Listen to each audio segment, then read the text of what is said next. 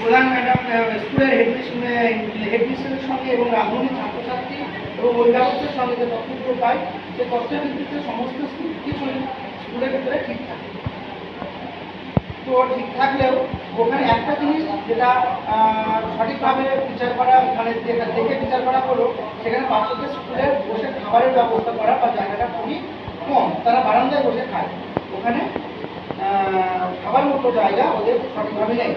এছাড়াও স্কুলের একটা বাগান, সবজি বাগান করার কথা থাকে, যেহেতু স্কুলের সবজি বাগানটা করার নেই, আমি চারটে ঘুরেও দেখেছি যে ওখানে সবজি বাগান করার না করার মতো মানে স্কুলের একদমই জায়গা নেই। তাছাড়া স্কুলের পরিবেশ ভালো, কিন্তু রাজনীতির সঙ্গে একটা ওদের মনে একটা ছবি বা করা যেতে পারে, বা ওদের একটা সন্তোষজনক মনোভাব করা যেতে পারে, ওরা সঠিক বেতন পায় না সঠিক সময়, কখনো 2 মাস, কখনো 5 মাস, কখনো 3 মাস, কখনো 1 মাস করে পায়। এইটুকুই আমার বলার ছিল। এছাড়া স্কুলের সমস্ত যাবতীয় তথ্যাদি আমি পরিদর্শন করে দেখেছি, সব কিছু সঠিক আছে।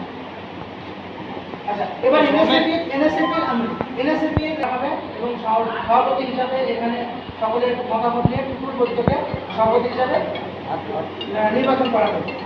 তো আমি টুকুর বৈঠকে